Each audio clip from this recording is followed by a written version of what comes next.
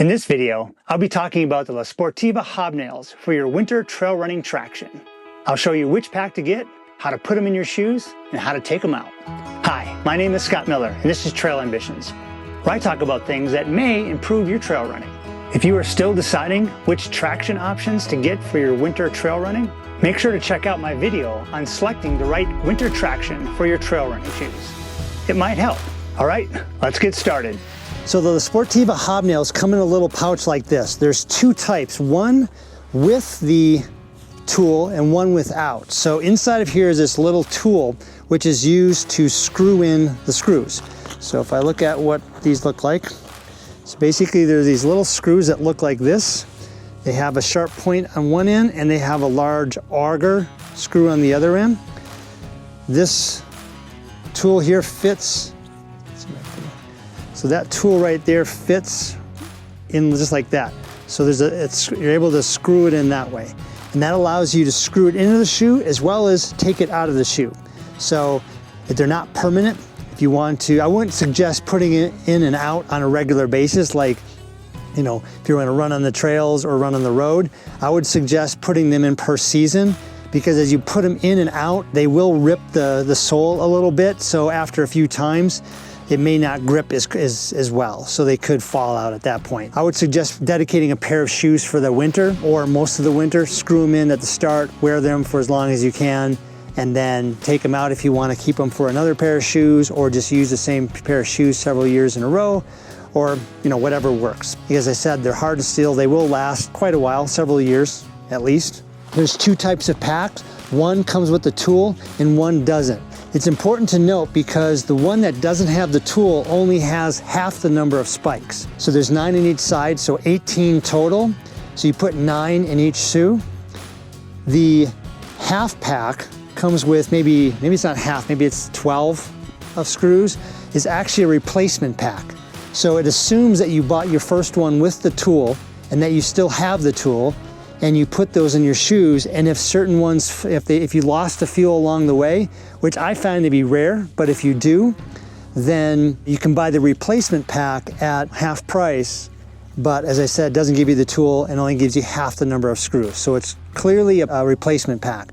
So when you're online looking for it, make sure think you're buying the full pack, end up with half the number of screws, and then you don't have enough for your shoes. Buy the full pack with the tool to start with, and then hang on to the tool. In fact, I would carry that tool with you, at least on the first run, in case you have to move the screws during your first run. Okay, so here's my shoe.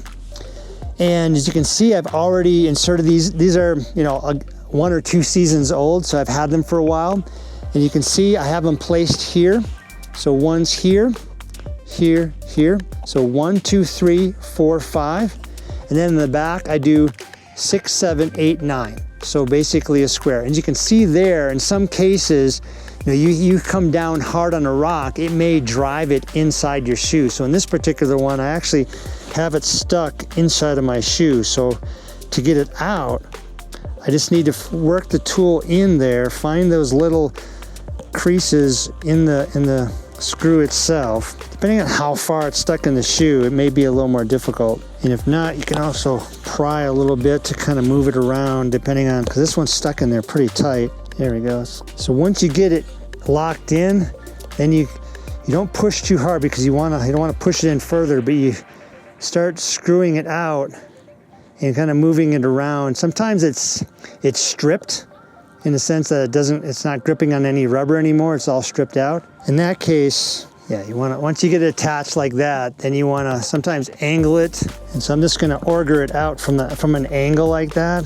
You can see now I have it out. So that particular one there is probably not the best spot since it's kind of loose. So what I'll do now is move it over here. So I like it to have it in that area. I could move it up here, which would be another option, but I still have enough room here. I basically start with the pointy piece like that and kind of push it in. And as I'm applying pressure in, I'm slowly turning it and getting it to auger in. Now it's going to want to push away from the auger, so I'm also applying pressure in this direction. And as I'm pushing in, and now it's starting to grip. And so now it's in there, I can just screw it in. And what you want to screw it in to the point where that edge is just at the surface of your shoe. So right about maybe a little bit further.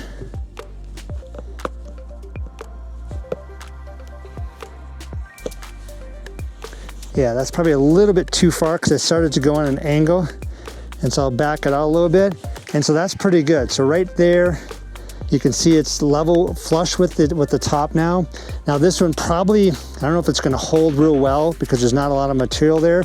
So I may end up moving it over here at some point, but for right now, that's all you need is that little 1/8 of an inch sticking out, and that's just enough. After you have a season, you may wanna go and just, find those that were in there a little deep, back them out a little bit.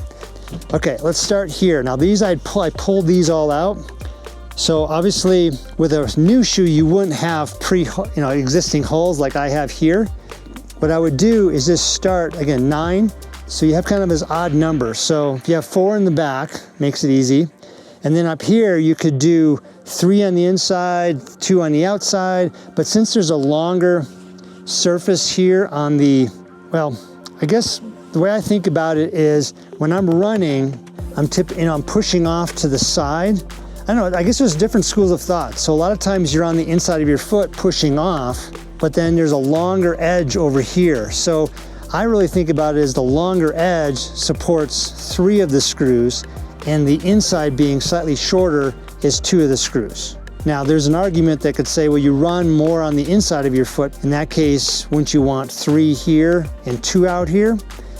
You could do that. You could put 2 in the back. You could put 6 up front. There's all these different options as well. But my preference is to find the largest surface area. Sometimes it's dictated by the area of the shoe too. So there's only, key spots for you to put the screws in. In this particular case with this shoe, I have a lot of options because there's a lot of surface area, and I chose these shoes specifically for that. So here's the obvious one over there. So again, start on the side and start screwing in, and then tip it straight up and put it in until it gets to flush with the top.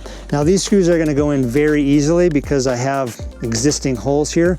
As you saw with the last one, or the other shoe, you just start on the pointy side, force it down, and apply some pressure, and then slowly turn so that pointy part is screwing directly in, and then once it grabs, you can screw it in to that point where you want to stop. So that's probably good right there.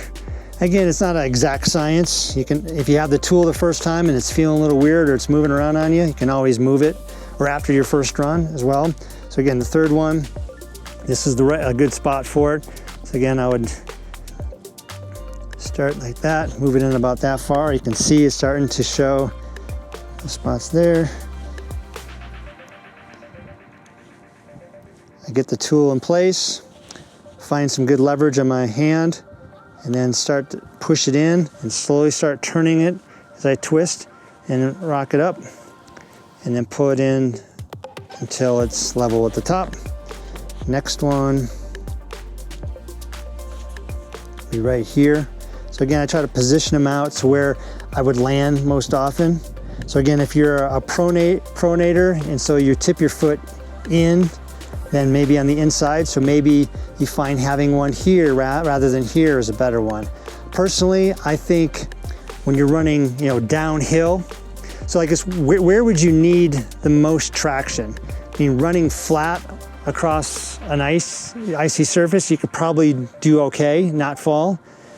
Coming down a steep descent, you slip on something, your momentum will carry you more chance of falling. So if I'm coming down, I want to make sure I have good grip up front. So that's why I put those up there. And then also you're probably on your heels more as you're coming down. So making sure you have some good things in the back. So if you're coming down a descent, you can also be more flat-footed and having good things, good traction in the back as well as the front is important. So again, placing these in like a little box is my preference here in the back. Now as I insert these, they kind of, at a certain point, they kind of tip on a certain angle because these shoes, obviously I've worn these a couple seasons now, so these spikes have been kind of pushed around quite a bit, but that's still not a problem. As long as they're sticking out, that little 1/8 inch or even a 1/16 is sometimes plenty enough to give you the traction you need. So the last one goes right there.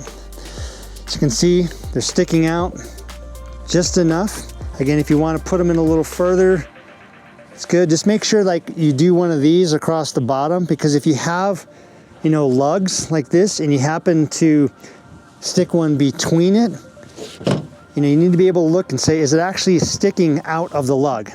If the lug is taller than the spike, it's not going to do any good for you. So this is pretty easy because it's clearly flat, and these are clearly not flat. But some shoe designs, it's really hard. They have, I know, varying degrees of, you know, flat surfaces and lugs and so forth. So sometimes it's not, you know, cut and dry and exactly where you want to put them. But this is how I prefer to do it. So again, 4 in the back and a kind of a box shape there in the main area where I would land with my heel. So if I was on ice or if I'm sliding down on ice, I want that surface there. In the front, I'm looking for how I position my foot down. And so the longer side over here, I put 3 on this side, 2 on the inside.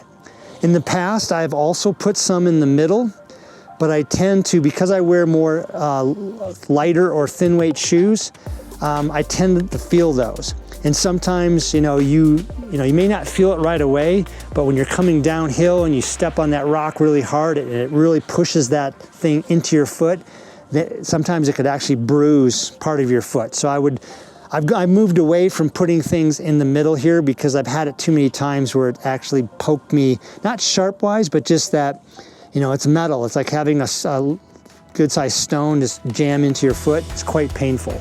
I put them around the outside like that, and that's how I wear them. Again, I can take them out at any point. I can move them around. I can transfer them to a new shoe. So that's it. Thank you for watching. If you found this content valuable, please subscribe to the channel and hit the like button. It will help me better understand the type of content that you want to see more of, and it will help YouTube find other like-minded people to show it to. If you haven't watched my video on selecting the right winter traction for your trail running shoes, you can select it here. In this video, I discuss several types of traction devices and share several things you may want to consider before making your choice. Until next time, find your path, live the adventure.